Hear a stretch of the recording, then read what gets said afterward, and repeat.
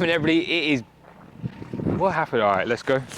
What's happening, everybody? Welcome back to the R44 channel. Today is another video with the G80 M3. As you can see behind us, we are at Tom Wrigley Performance, the guy and the man and the business behind the initial build of our M3 and got it to the power it's currently sat at. So previously, we just installed the inlet manifold from CSF, the oil cooler and the overall radiator. That's been all changed and uprated. So it's now time that we have a look at the kind of advantages, look at remapping it, and then I want to get the port injection done. So we're on our road to this 1,000 horsepower. We want to figure out what the limits are of the engine and stock turbos, and that obviously needs more fuel. We've got a bit of cooling sorted, we've got good intakes, we've got good exhaust system, we've got everything sorted, but it's now down to engine and turbos. So let's have a look, let's figure out what's happening. They've just pulled the car in. So Rob, the head tech over at Tom Wrigley, he's a master, so he's cracking on. We've got some crazy cars. We've got a full race car, F80, Tom Wrigley's. So this actually started back in the day when me and Tom actually first met. This is actually a mineral grey 240i. He actually inquired about buying my F22, but then he's gone on to wide arch it, swap it. It's got a B58, but it looks like an M2, which is nuts. We've got some other great cars. This is from North London as well, from the London racing gang. Obviously 140i is just everyday kind of sauce here at Tom Wrigley's, and Dylan's tucked our new G87 M2 on the dyno, ready to get that next treatment. So Tom Wrigley will be working on our M2 platform massively and doing that next kind of touch. So it's on the dyno now, getting some stock figures, and maybe we'll just put some of that might ball tune on it, but we'll see. But let's have a little walk into the workshop and see what's happening. Only H.A.S. Schnitzer. All right, what's happening, everybody? We are now in the workshop. So some MHC carbon being installed, which we love, so yeah, customer's G80 M3, been dropped down this morning. It's had a set of IBACs, some spacers, and some MHC. So if you want your carbon installed, you're in Wales or the north side of England, Tom Wrigley and the guys here will be happy to help and sell you a kit and stuff like that. So yeah, it's just a dream factory here. Plenty of M2s. Dylan's already booked his in. But you've got the car here. We're going to introduce Tom, where he's going to come in and talk about port injection and see Rob started to run some of the loom across the car. We've also got the beautiful CSF inlet. So we'll have a look at what's going to go on this journey over to 1,000 horsepower, what Tom will be doing today. And yeah, overall, the car just looks great. You've got all that CSF looking amazing. Yeah, cool. All right, so we're with Tom. He's going to run through the magic that's in front of us. So obviously you've got the CSF cooler on there already. So the next part we've got to install is the injectors. So these are low pressure port injection injectors. That goes on with the rail, and then it's obviously controlled by the motive reflex, which will integrate into the car's ECU, control the port injection. We've also got an ethanol content sensor here, and this is the pressure sensor for the reflex, which will basically enable the reflex to know how much pressure is, to know how much it needs to inject. And then we've got a tin of the fuel we use for these cars, which will be E.1 ethanol from Renegade.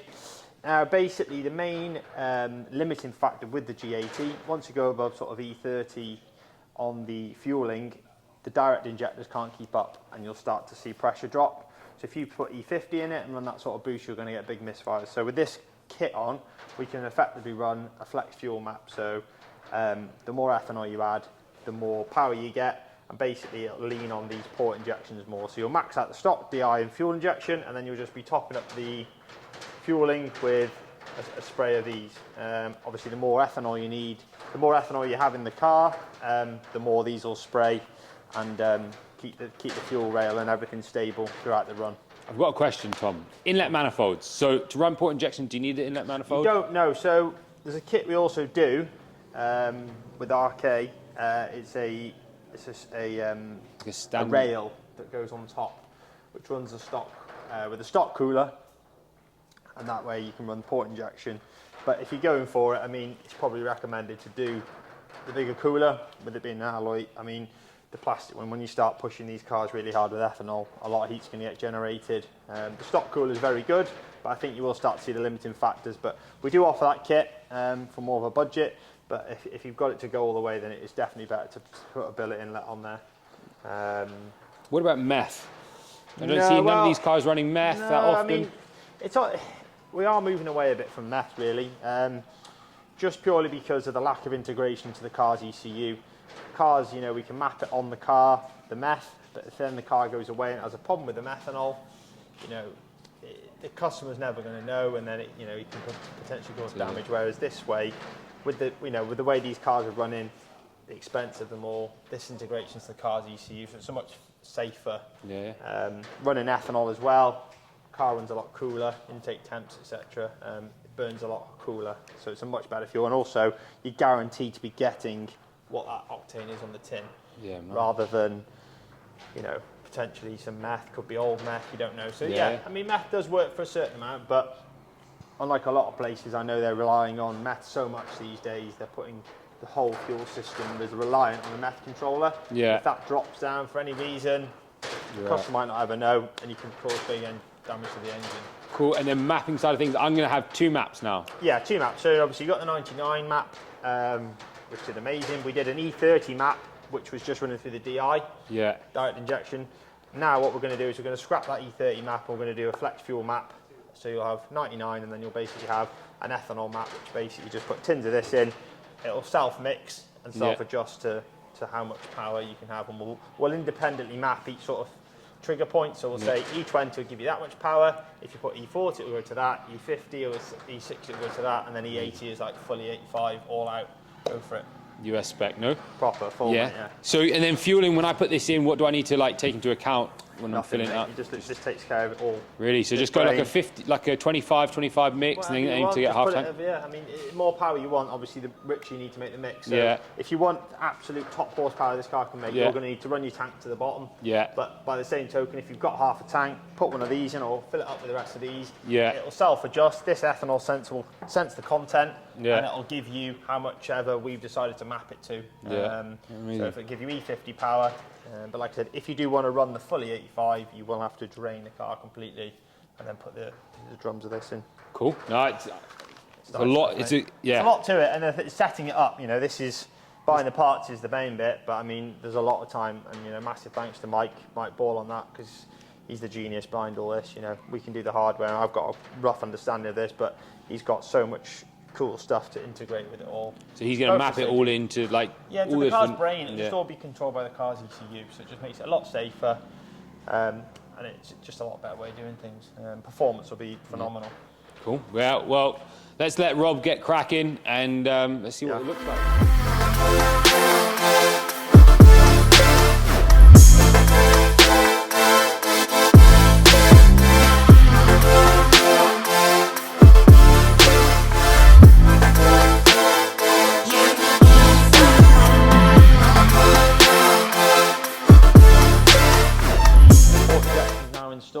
Obviously the CSF cooler is already on there, so basically what we've done is we've installed the injectors, got the 1050cc ones, and then we've got the Motive Reflex over there controlling the port injection.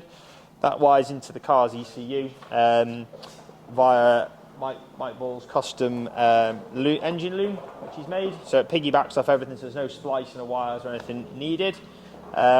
Works perfectly. And then so basically what I need to do now is get a base file on the Motive to control the injectors, and then go out on the road, map it, and get some draggy runs and see what it can do.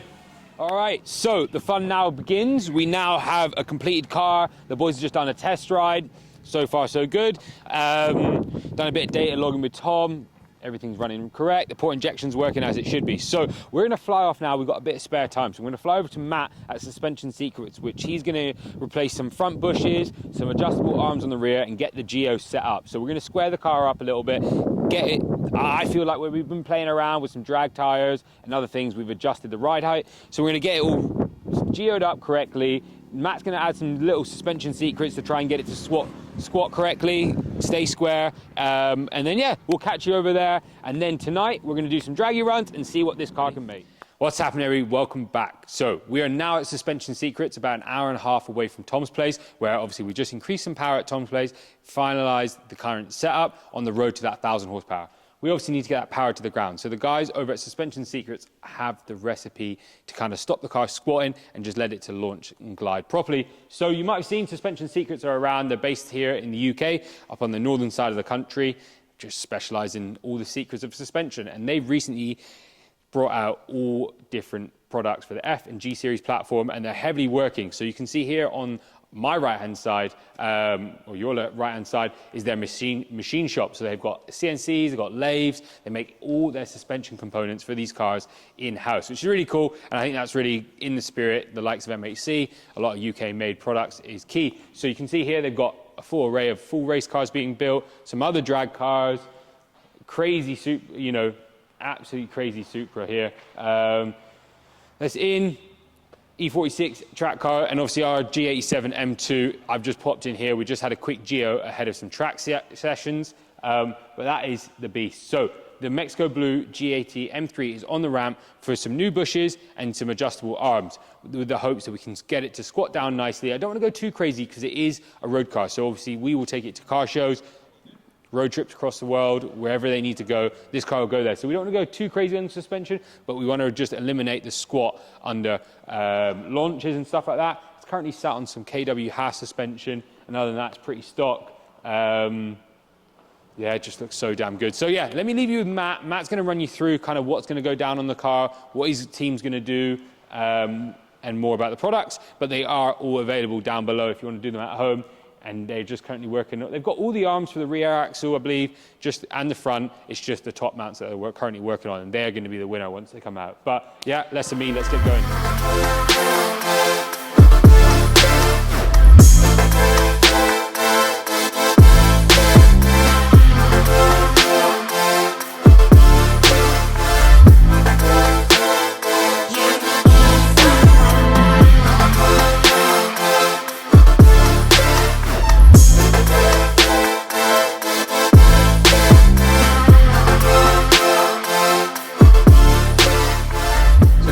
Installing the front end parts and the rear. So up front we've opted for a front solid control arm bush on the G80. So this removes a big rubber bush, a standard in the front control arm, and under heavy throttle and heavy braking, this bush allows the flex in the front end, which can cause different toe settings. So under heavy braking the steering wheel can feel a bit juddery and the toe can eke out a little bit, and then under heavy throttle the reverse, as it sinks backwards, it can toe change quite a bit. This leads to a bit of an inconsistency in grip. So when you're looking for the big power and you're running 700 plus like this car is, that actually starts to have an effect inside. So as you're on heavy throttle, the steering can start moving around a little bit, and that slight movement at the tyre reduces grip and can cause them to try and spin, and that messes with the traction control systems and can cause a bit of a nightmare. So putting that bush in there removes all of that and creates a much more stable front end that can put the power down more consistently. So we've got that fitted at the front, and then at the back we'll show you about there right now. So at the rear, we've opted for our rear toe arm. So this is a rose jointed spherical rear arm that removes the original toe arm on the vehicle, which has a rubber bush in it. Again, similar to the front end, that rubber bush allows that flex. So going through corners is quite a prominent feature, but for this car, with it being high power and we're looking for good times and grip, what it does is under heavy throttle again, the system looks for any weak points to move. So as you're loading that tyre up excessively, it will flex that rubber bush and the toe settings will change, leading to, again, a more inconsistent grip pattern. With that arm in there, we're able to set the toe setting where we want it, and it's going to stay that way for the whole run. So it's giving much more consistent pull, and it's going to give a much more consistent level of grip for the whole run. The other thing we can achieve with this arm is, because it's fully adjustable, we can set the camber wherever we want it, and then we can achieve any toe setting we're looking for. There's no compromise needed. When you're using the original eccentric adjustment points, you have to start compromising around certain windows of camber and toe, and that means you're losing grip somewhere because you have to choose if you prefer camber or you prefer the toe setting, whereas now there is no compromise and we can get the best settings on this car to give as much grip as physically possible.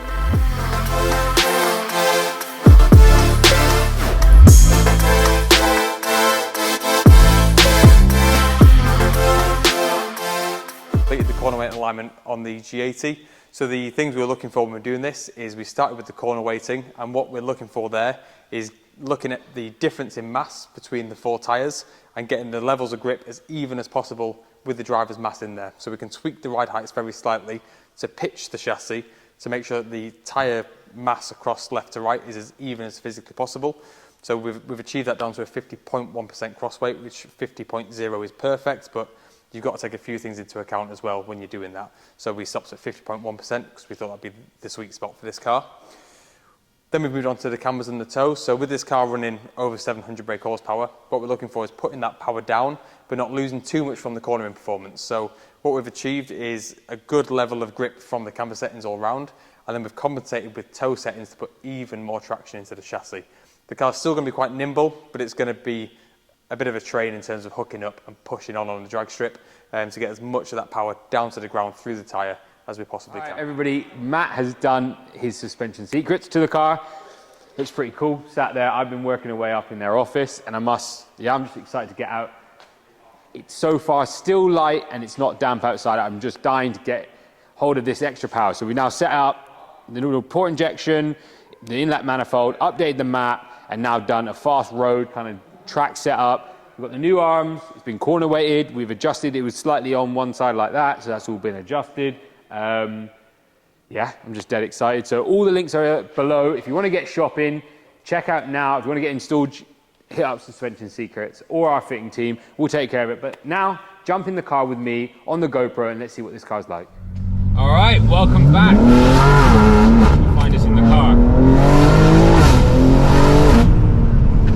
This car is serious. So I've been driving the M2 the whole time. So Dylan's enjoyed, wow, there's a lot of shit on the road.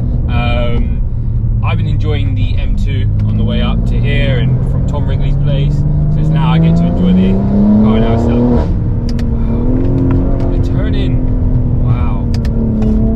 I'm going to say wow a lot. Let's see if we've got the right way. Set up the map. So yeah, you found us in the car. Recently mapped, port injection now.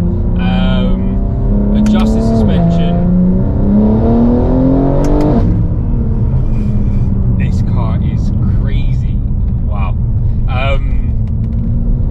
You can actually feel it like so much. Like the car previously, so I drove this probably last about a week ago, and when I was out on the beat roads, I was pressing the throttle down and you could feel a little bit of movement in the back where it was trying to go, but it was wiggling around, and I thought maybe it's due to tire pressures or something like that, but now the wheel is dead straight and ready to go. So hopefully we can get some nice roads here. So yeah, shout out to the guys, Tom Wrigley, Matt and his team. They're just great people to work with.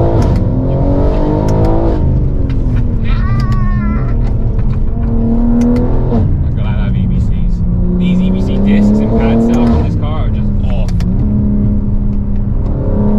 Take me feel on the beat roads here in London or in England.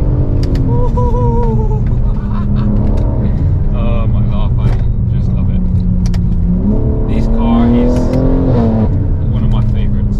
Literally, there's just something about it. When you're running this kind of power and this kind of handling, it's kind of give me GT3 kind of feel, just like so much feeling in the wheel. And then you've got Dylan behind trying to keep up in the M2 and left-hand drive. But guys and girls, it's hard to express it. I'm not gonna lie, I'm just gonna sign out because you're just gonna laugh at my laughing and the noises I make, because yeah, I'm so excited. Let's try and do a launch. So what we got here, we've got MDM, four-wheel drive. Let's get a nice straight road. Got a straight road coming. Let's do a little launch on the, feel the power. But yeah, man, the car just feels like it just wants to go and go and go. The first gear rev up.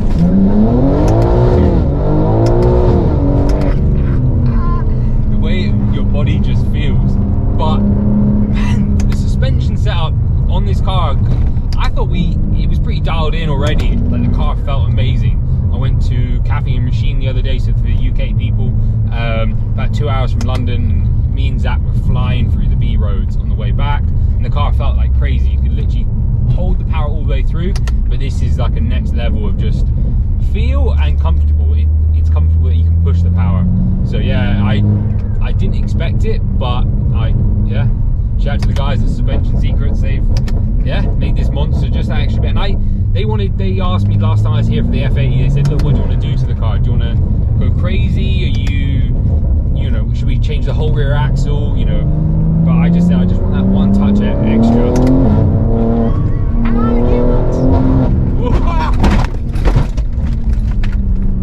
Anyways, guys and girls, I hope you enjoy this video. Like, subscribe, hit that bell button. We almost ran off this G80 on some bumpy roads. Make sure you guys and girls keep safe. make sure you run with the highest quality performance parts so that you can get in those situations and bounce straight back out of them. Let me just get through there. But yeah, guys and girls, hope you enjoyed that video. It's good fun to showcase some real performance mods that really make a difference to the experience of your car and just overall, yeah, fun that you can have. So yeah, guys and girls, take care.